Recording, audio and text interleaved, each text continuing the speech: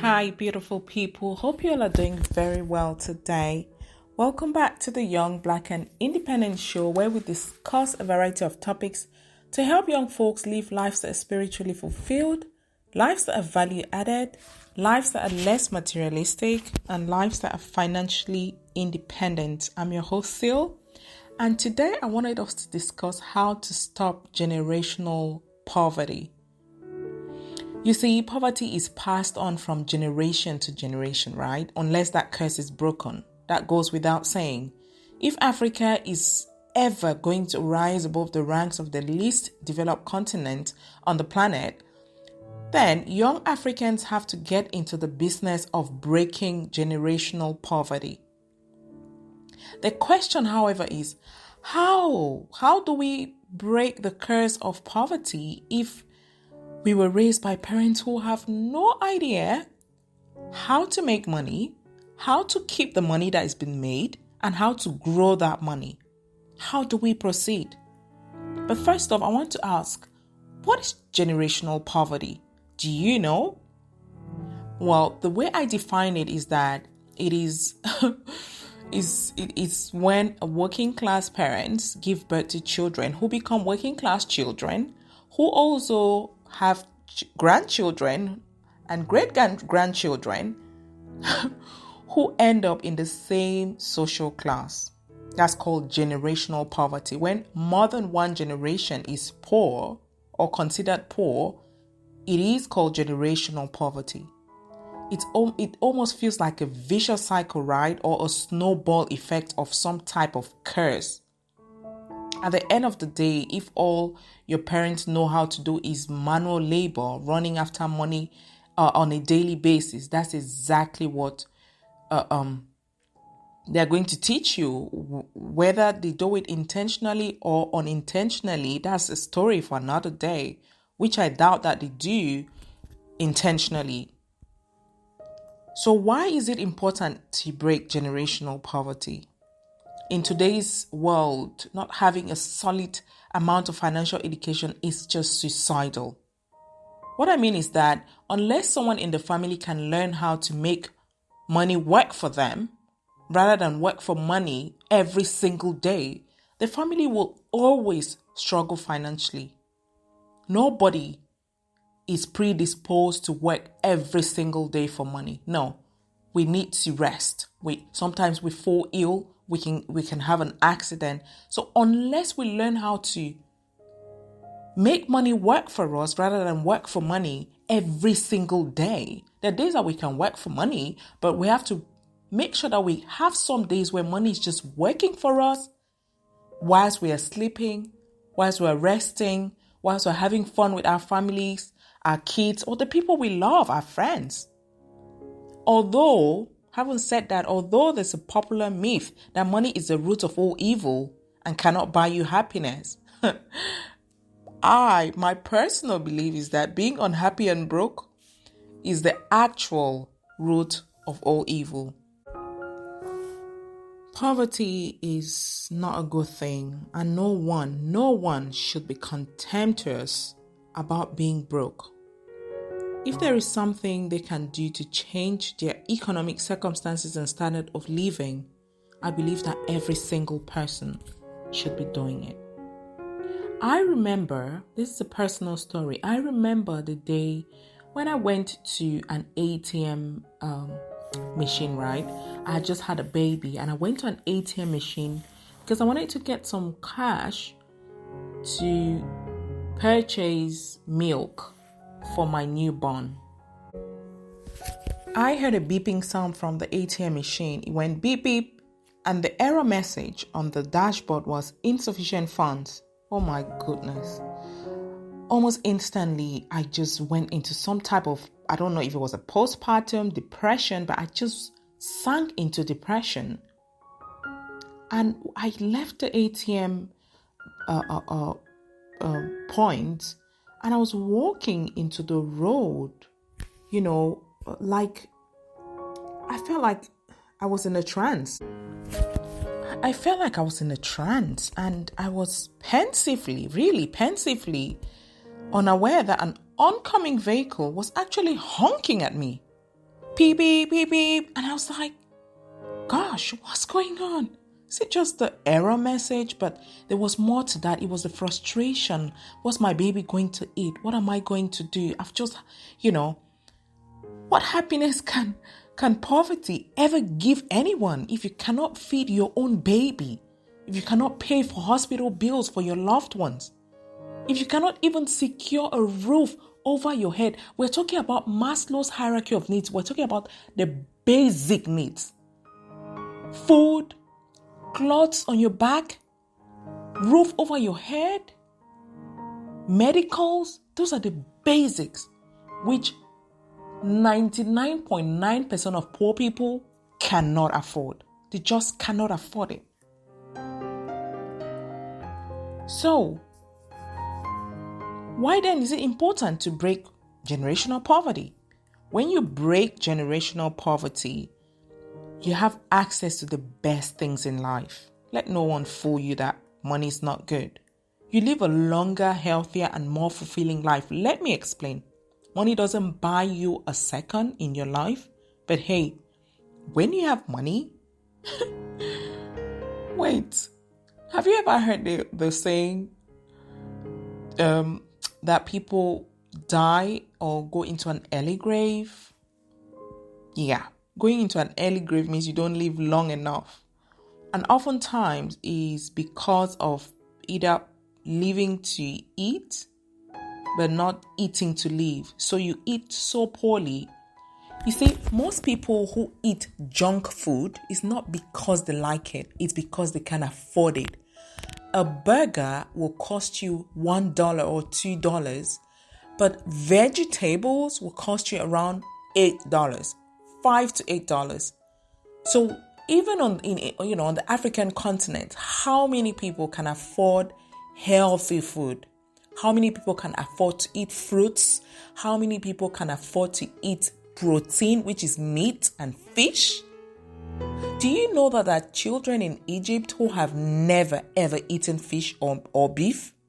Goodness. I mean, when I first heard it, I was like, wait, are you joking? They don't have this balanced diet. So when you have money, you can eat a balanced diet, live a healthy life, a more fulfilling life in general. Yeah, that's true. Let no one fool you. Money will help you. When you break generational poverty, you'll be able to pay tuition for your kids in schools where they get proper education, not government or underfunded government schools.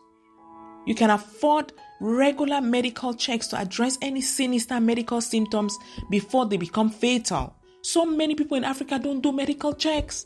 And then, boom, you become very sick all of a sudden. People start saying that grandma in the village is trying to kill you. That uncle is trying to do this. No, but people don't run regular checks in Africa. I was listening to an audiobook called Ikigai. I've got that book on my YouTube channel. You should go and listen to it. That book is saying why Japanese people are one of the oldest people on the planet. And one of the ladies who was interviewed, she said that they run regular medical checks just to make sure that their body is functioning normally. So look at it this way. Someone who hasn't eaten, will they take that money to go and run a check if they're not feeling physically sick, although they may have an underlying problem? Or will they take that money to go and buy food for immediate gratification to feed their tummies that may be already at this point in time grumbling? I don't know if you get my point. When you have money, you can hire people. You can hire someone to help you. When you're tired, you can hire someone to come in and clean your home, to take your kids, a nanny to help you subsidize the time that you spend with your kids, to help you cook for you. Yes, to help you clean your garden. All those things. That's what money can afford you. You enjoy financial generosity to your family members and those you love and care about. If you don't have, how do you give? It's very frustrating. It's very frustrating when you see people that you love who are struggling and you're unable to help them. You can live a life of impact. And possibly, why not, become a philanthropist? Oprah used to be very poor. She used to be very poor. Oprah was broke. Her grandma was poor. Her grandma used to make clothes for her with potato sacks. You know these brown, we call it mokota bags in Cameroon, that people use to put potato that has been harvested from farms. That's what her grandma used to use to make clothes for her. Today, Oprah is a philanthropist, as in she builds schools and gives scholarships to children. Oprah has got a tea house. Man, that's the goal. She's got a tea house where she just goes to sit. It's like, you should check out her channel. Yes, that's what money can do. So money is good. And it's very important that we discuss how to break generational poverty. So how do how do we break generational poverty? The information needed to create wealth is no longer a mystery reserved for a particular group of people. No, it's no longer for the elite. However, despite the accessibility of this knowledge, very few people around the world know it, and most people are still poor. It's a shame. In the case of Africa, one could easily associate poverty to the poor culture of learning culture, I would say. Most Africans dread the idea of picking up a book to read, or even an article as short as this one. Someone said, if you want to hide something from Africans, put it in a book. Could that be true? I've always asked myself, could that be true? That if people want to hide stuff from us, they should put it in a book. Would you agree to that assumption that anything that is put in a book remains a secret to Africans? Well, personally, I would agree, because as an African, I have never had a good reading habit. Casual reading for the purpose of learning something new has never been my cup of tea. Like, I was never interested. I only picked up a book to read when I had an exam, which is true for most Africans. Let's not lie. If we are honest, we will agree that we don't have libraries or accessibility to libraries here and there. Even in most of our schools, we don't have solid libraries that have a diversity of books. And we are not even encouraged to read books. We spend our time, if we have any spare time, we're either sleeping, gossiping, or entertaining ourselves with telenovelas. That's what I did.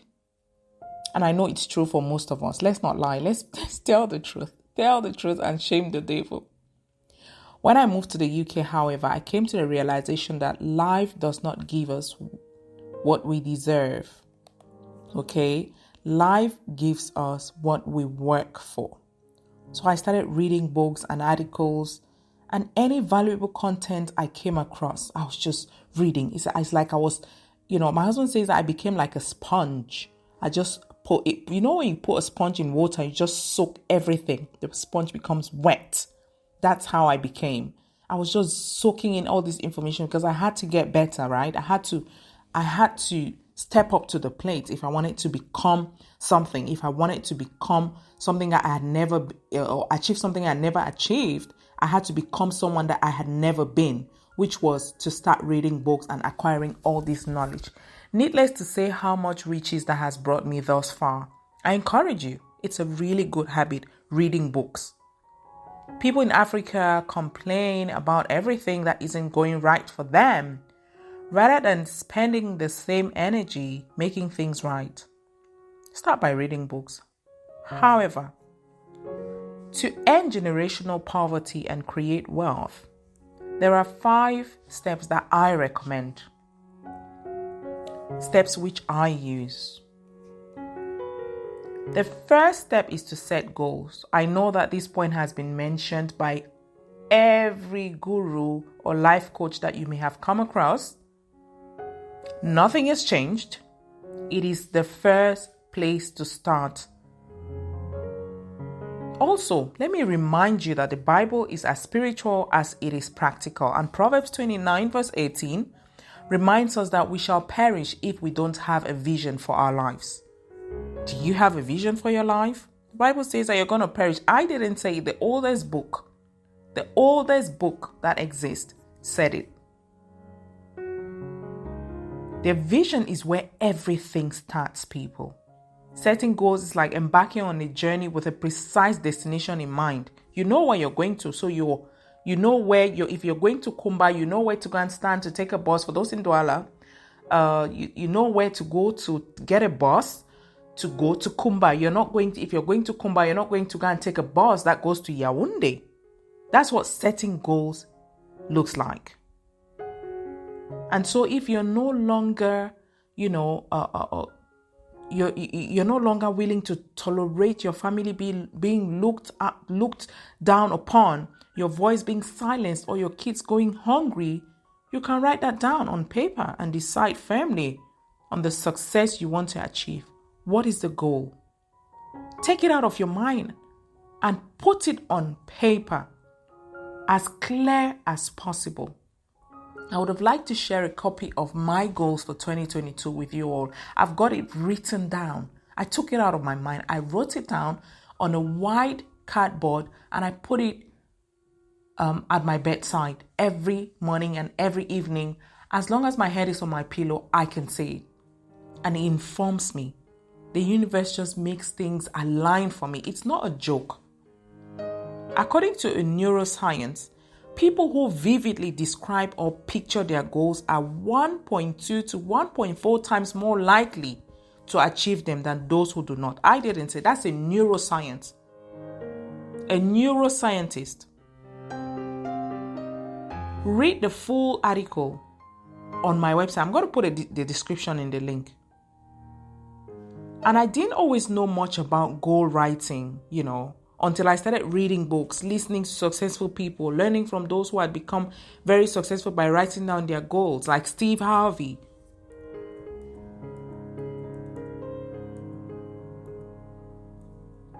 Steve explains it so well and in simple terms for anyone to understand. The second thing is to acquire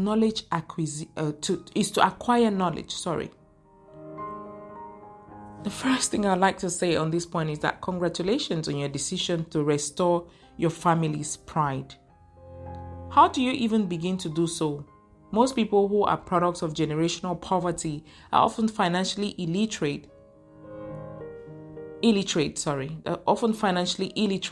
or have no formal education. Which is why it is wise not to fall into the trap of looking for riches without investing the time to learn the basic rules and skills of a business or a profession. It is very important to start by acquiring the knowledge. If you have some type of education, it makes it even easier for you to start learning how money really works. According to Robert Kiyosaki, anyone can change their financial world by simply changing a few words and a few ideas. Robert says that instead of saying, I can't afford it, we should say, how can I afford it? That triggers our brain to look for a way to make it happen. The three main takeaway points in the Rich Dad Poor Dad book, the world-acclaimed best-selling book when it comes to financial education, which anyone really, educated or uneducated, can practice, is that we should earn an income through some type of job, working for yourself or for someone. Just find a way to earn money. We should transform the earned income into portfolio income. So what the money you've earned that you've been paid as wages or a salary, how do you transform that money into paper assets like stocks, buy stocks on the stock market, bonds, government bonds, mutual funds, and any other paper asset that is out there, which is most times very easy to maintain. The next thing is to invest your portfolio income into passive income. So the money you've made from your portfolio, the paper assets that you have, invest that money into real estate, into patents, into royalties, or licensed agreements. I wrote an article on how to publish low-content books on Amazon to earn royalties as a passive income. I'll link the article that I wrote about this topic I'm discussing right now, and all this information, you can find it on that article. There's this guy called the Wall Street Trapper who was stuck in a financial rat race, whilst he was selling drugs in the streets. He found out something from a prison inmate that changed his life and made him wealthy. I really encourage you to go and read this article, and you will find all the videos and all the information that you need to really grasp what I'm saying about building wealth. The third thing to do to build wealth is to start a side business. We say a side hustle. Sometimes with some capital, sometimes no capital. The economic shock and job loss caused by COVID-19 has been a lesson for the entire world, especially the poor. Whilst poor people were lamenting and crying, "Oh my God, what do I do?" Some died of depression. The rich got even richer. Contrary to the general belief that COVID-19 was a sore stroke for everybody, Credit Suisse found that while many people got poorer, the number of millionaires increased by 5.2 million. 5.2 million people became millionaires. How is that even possible? And they are forecasting that even more people are going to become millionaires. I bet you that these are people who have been smart enough to build digital side hustles, who were laughing to the bank when things opened up. Yeah, they just took a big rucksack and they were laughing to the bank because whilst we were all lamenting, money was going into their bank accounts from the side hustles that they had put aside or they are set up. The question is, what kind of side hustle can you start if you're already poor with little or no capital, right? And how do you scale it to the point where it lifts you up? It lifts you out of poverty.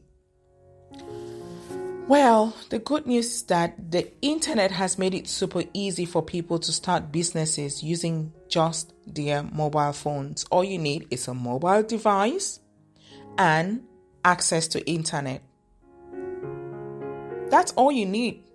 Most often than not, our side hustle starts from a problem that we ourselves are facing, or a talent or skill that we have that other people will be willing to pay us for. Gone are the days when any excuse for not being a winner is acceptable. Gone. It's no longer about degrees, about connections, about godfathers, where you were born, or all that type of nonsense. It's only about starting where you are and with what you have and staying consistent, improving every single day. I came across a story of a young woman. She's called Ella Diop. Ellie, mother of four. Most of us women, we would have given up. She's only 27. She got her stimulus check, a check that the US government was giving everyone who had lost their jobs, because Ellie had lost her job. Mother of four and divorced. She took that check. She went and bought a ring light. She upgraded her phone. She moved back to her mom's house. And she went on Instagram not to look at other people's pictures, not to check what celebrities were doing about their lives, but to create content that she started selling. She started one day at a time. She got 300 followers and she now has 300,000 people that buy her courses. She took the $1,200 and turned it into $3 million. Check out Ella's story. Go on the description of this particular podcast, this article is something that you want to read. Ella's story is on there. Just click on the video and watch it. Watch her tell her own story. The fourth thing to do to break out of poverty and become wealthy is to pay yourself first and everyone else last. The richest man in Babylon gave a piece of sound advice to his mentee, which changed his life forever.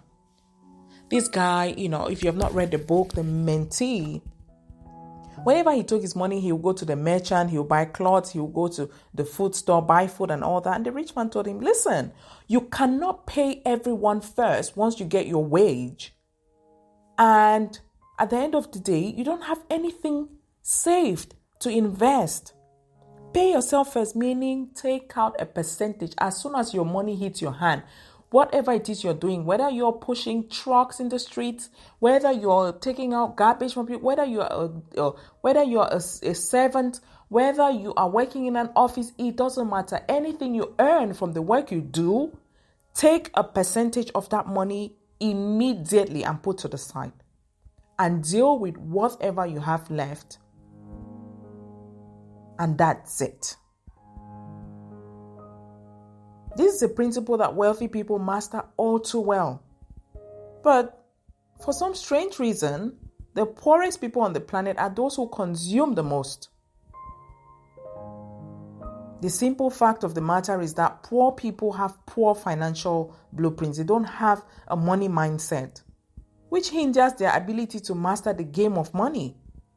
To overcome generational poverty, we have to make it a habit to save and invest a portion of every single penny we earn. Remember what Robert Kiyosaki said. Take your earned income and transfer it into passive portfolio income and portfolio income to passive income. You cannot do this if you don't pay yourself first. It's not a one-off thing. It has to become a habit. In Africa, the culture is that when you're making a bit of money, people, implicitly, people think that, actually, Seal is making more money than me, so she has to fund my lifestyle. Uncles and aunties, siblings line up, and every month when you collect your pay, it just goes to them. This is wrong. This is wrong, and we have to stop this. And you alone can save yourself. You alone can save yourself. That's why people are running the rat race consistently in Africa. I always say that the way we live in Africa, right, is like someone who is trying to swim to a shore, and everyone is hanging on to them. How do you swim? All of you are going to drown. That's what it means. But if you're able to swim to the shore, you can go to the shore and maybe get help. You can go to the shore and get a boat. You can go to the shore and get a stick. You can go to the shore and send a rope. But if all of you drown, then everyone loses. Everyone cannot weigh down on people who are still struggling, who are still broke, because they have just a little more. No, it's not right. I used to make an okay income when I was in Cameroon, but I would spend everything on paying fees for siblings, giving to aunties, cousins, you name it. At the end of the day, I was left dry. Nothing to save or to invest. This particular habit I embraced out of ignorance. I thought it was the right thing to do, but no, it's not. But one thing I came to know is that people don't always expect you to do stuff for them out of love, but rather out of exploitation and entitlement. People feel very entitled. So they expect that your money is their money. No, never again. Never again. It has to stop. When I started reading books and working on my relationship with money, I had a eureka moment. I was like, aha. It was like scales fell off my eyes, like when it fell off Saul's eyes, right? And as I write to you, since I started paying myself first and everyone else last, I have been able to create some amount of wealth for me and my immediate responsibilities, which is my husband and my kids. Charity begins at home. If we all take care of our responsibilities, then the people who really need help from us are people who cannot help themselves. Don't purchase anything or give money to anyone if you have not taken out a pre-agreed amount that you must put aside for investment purposes. It is absolutely crucial. This point is like the most important point to the principle of wealth creation. It is one of the key points. The last but not the least point is to practice only quality people.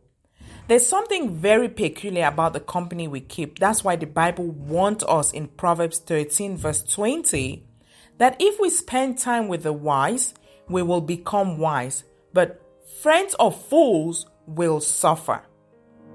I've never been a fan of, a long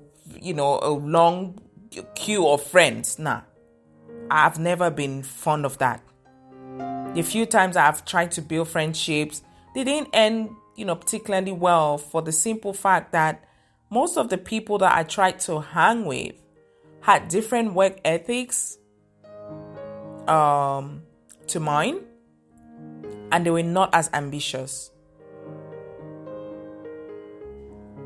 Of what use is it to have cheap popularity if those around you cannot cheer you into greatness? What's the need?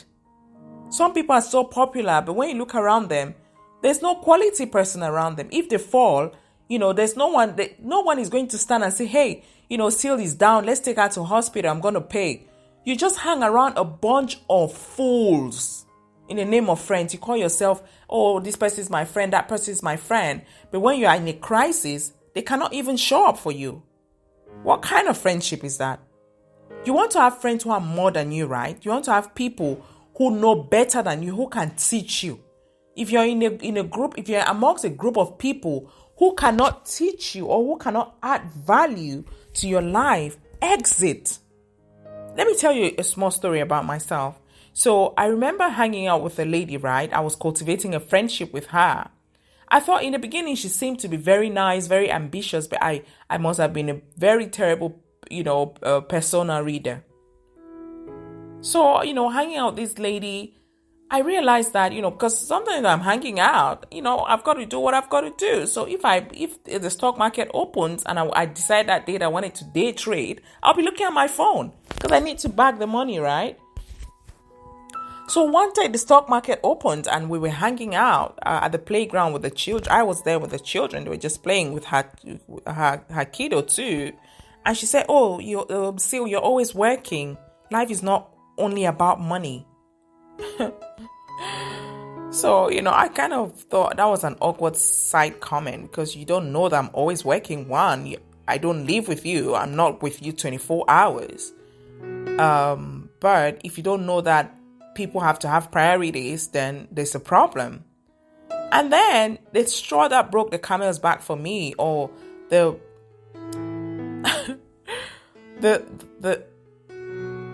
flag that appeared, which was like a big warning for me, was when she said in one of our conversations, she said, oh, the only thing I'm going to give my daughter is a European passport. I was like, what did she just say? What did she just say? Are you kidding me? The only thing you're going to give your daughter, your only child, is a European passport? What is a European passport? I mean, there's so many people in Europe, hundreds of them, thousands, who are not wealthy, who are very poor, who are homeless, who prostitute, and who are hopeless. So a European passport is not a guarantee to wealth. That's a big lie. So when I listened to her, I was like, no, this is not the league. This is not where I want to be. What value can such an unambitious person add to an ambitious person's life? I guarantee you that if you evaluate your own entourage right now, you will be able to fish out the people who have wisdom and clear goals for their lives, and those who have made it their life mission to ensure that you never overcome poverty. They just want you to be in their misery and to make sure that they keep you as company. Starting today, please associate yourself with people who are more than you. Be mindful of who talks to you, and be very cautious about the people that you talk to. Be very, very cautious of that. We can all overcome generational poverty if we try as much as possible to practice some of these things that I've just discussed. Nothing is going to change until we decide that it will. Nothing. There's no such thing as a vacuum. If we don't make the effort to hold life by the tail, life is going to hold us by the tail. I hope you enjoyed today's podcast. It's been really long, but I really wanted to explain all these points. Thank you so much for listening. You can hop on Facebook. Sorry. Young and Independent. My kids are distracting me right now. They're just screaming. But I'm really committed to finishing this podcast. You can go onto Facebook, Young and Independent 35, and follow the group, post job opportunities and all types of opportunities. And you can also join us on Instagram, Young and Independent 35. You can go on our website, www.youngandindependent.com, and you can also join us on Facebook, on YouTube, sorry. Thank you so much. I've got to go now because I have to take care of those little ones. Until next time, do take care. Bye-bye.